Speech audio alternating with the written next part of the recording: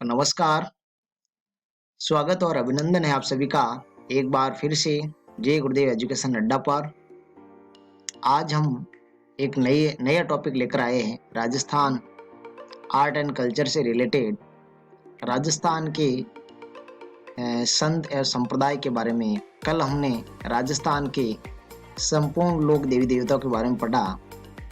आज हम पढ़ेंगे राजस्थान के संत। ठीक है, संतों के बारे में पढ़ेंगे। जितने भी लोग संत हैं उनको एक दो वीडियो में पूर्ण रूप से कवर करने की कोशिश करेंगे। तो आप सभी बस इस पीडीएफ के सहारे, मेरे वीडियो के सहारे, है ना, आप देखिएगा, आपको काफ़ी हेल्प सपोर्ट मिलेगा। चलो चलते हैं इस पीडीएफ के सहारे। इसमें मैंने ये पीडीएफ क्रिएट की है ना। इसका लिंक आपकी वीडियो के डिस्क्रिप्शन में भी मिलेगा। आप इस पर क्लिक करके, है ना, काफ़ी पीडीएफ्स, नोट्सबुक, प्रश्नोत्तरी, क्विज सीरीज काफ़ी इसमें वो आप डाउनलोड कर पाएंगे। कंप्यूटर ज्ञान की भी यहाँ पर एक फ्री बुक दे रखी है, वो आप इस लिंक पर क्लिक करके डाउनलोड करेंगे। यहाँ पर बहुत सारे नोट्स, विषयवार, ई बुक, पीडीएफ, सभी सारी की सारी सुविधाएं यहाँ पर मैंने दी है। राजस्थान सामान्य ज्ञान, ऑल टेस्ट, क्विज, सारे के सारे यहाँ से आप डाउनलोड करेंगे। हस्तलिखित नोट और राजस्थान संबंधित ई बुक्स। इसलिए आपसे आग्रह है कि आप मेरे YouTube चैनल को लाइक, शेयर एंड सब्सक्राइब जरूर करें।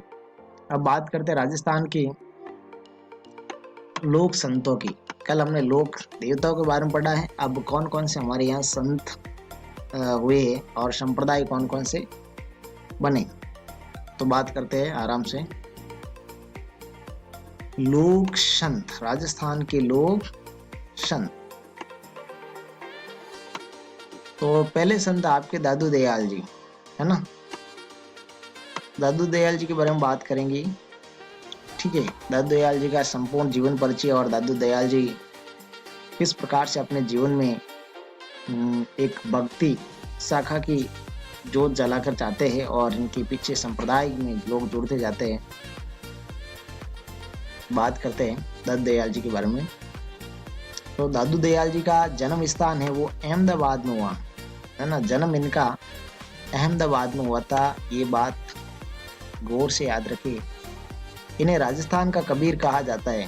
प्रश्न बनता है राजस्थान, है ना, टीचर के जॉब से हो चाहे पुलिस की हो, राजस्थान कंपटीशन में जितने भी एग्जाम होते हैं उन्हें पूछा जा सकता है। राजस्थान का कबीर दादू दयाल। इन्हें निर्गुण भक्ति का संदेश दिया, है ना। इन्होंने निर्गुण भक्ति, ईश्वर का कोई आकार स्वरूप नहीं मान करके निर्गुण पार ब्रह्म के रूप में ईश्वर को स्वीकार किया।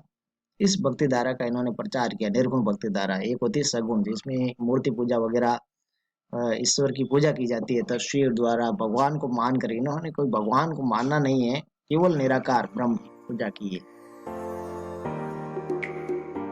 आगे बात करते हैं।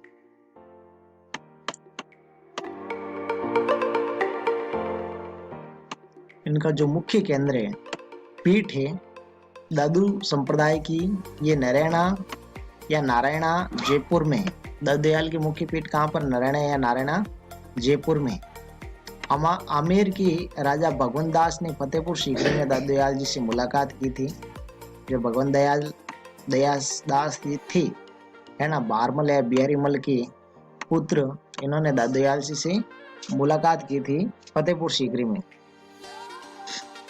आमेर के शासक बारमल के पुत्र थे, नहीं बेटे थे। कौन? भगवंत दास जी। इन्होंने ढूंढाड़ी भाषा में अपने उपदेश दिए। प्रश्न आ जाए कि दादू दयाल जी के उपदेश कौन सी भाषा में संकलित है या संग्रहित है, तो ढूंढाड़ी भाषा। इन्होंने निपक आंदोलन चलाया।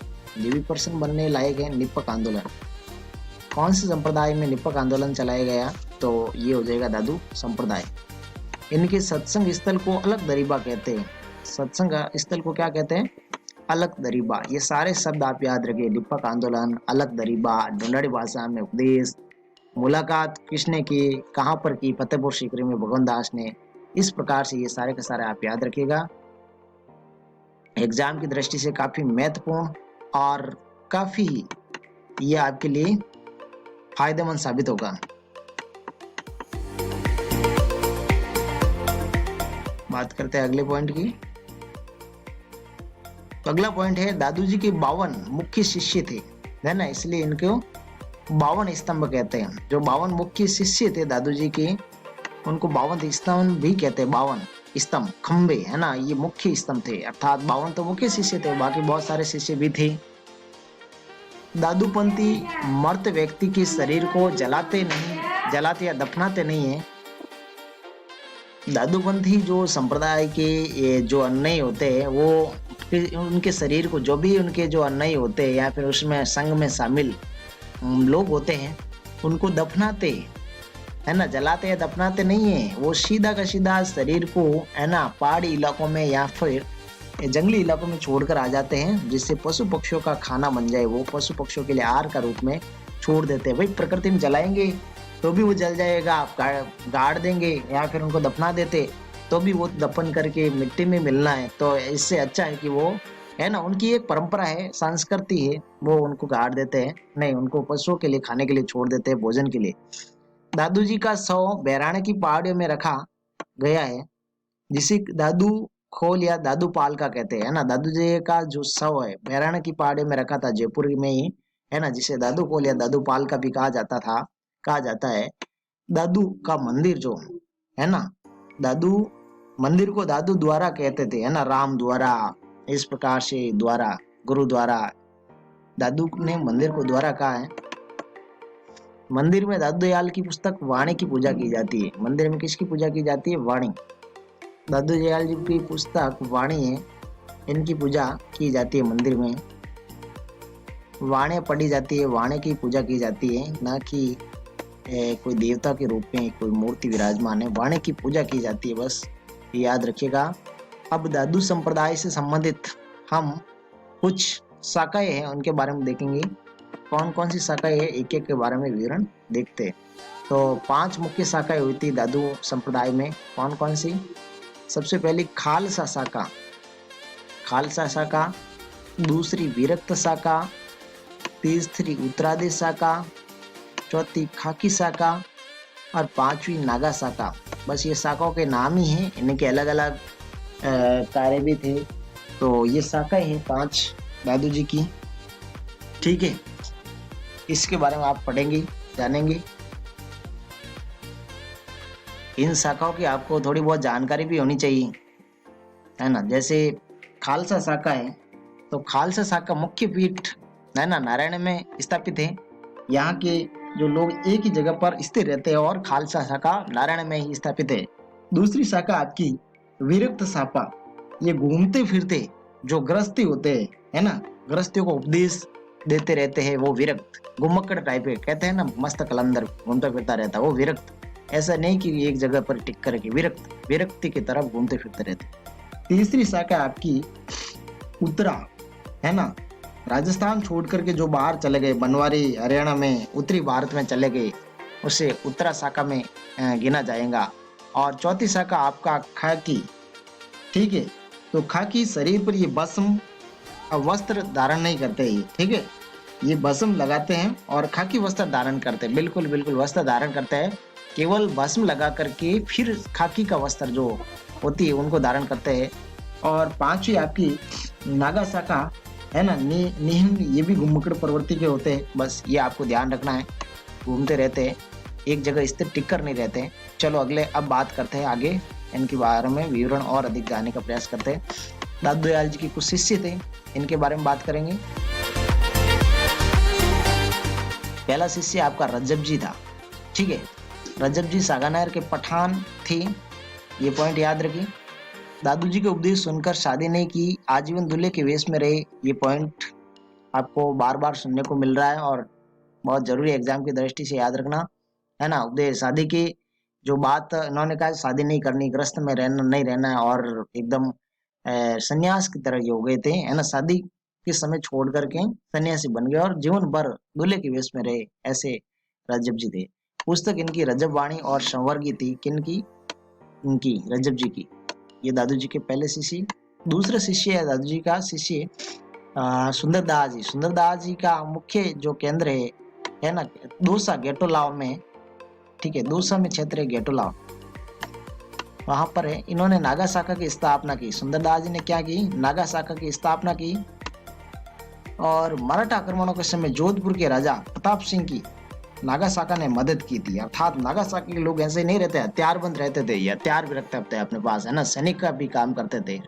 संत होते हुए काफी इनका भी, है ना, बोलबाला था उस समय।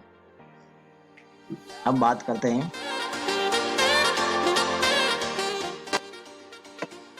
तो अब बात करेंगे हमारे दूसरे लोक जो संत है ना, काफी इनका नाम आपको सुनने को मिलता है। काफी प्रसिद्ध लोक संत, काफी महान लोक संत जाम्बो जी।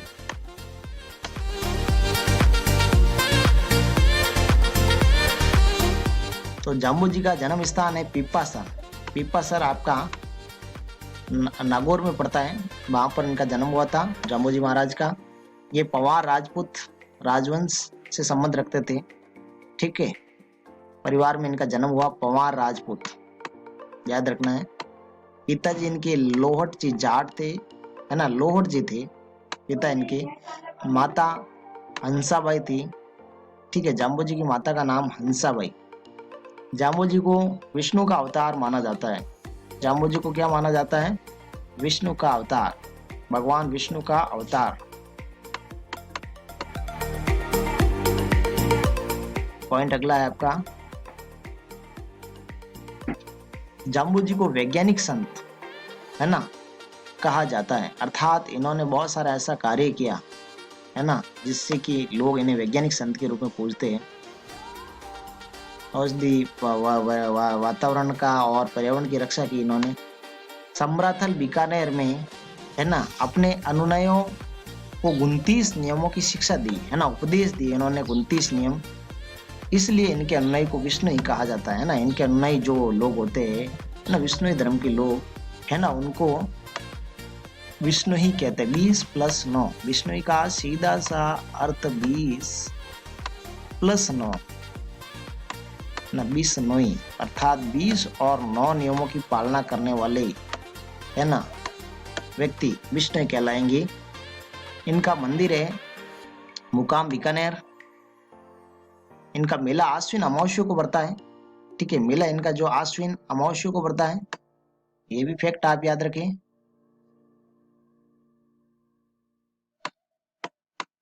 आश्विन अमावस्या को ही नहीं, एक मेला और पड़ता है, 2 मेले इनके होते हैं आयोजन, एक फाल्गुन अमावस्या और आश्विन अमावस्या। इन दोनों तिथियों को मेला भरता है। आश्विन और फाल्गुन अमावस्या को इनका मेला भरता है, याद रखिए।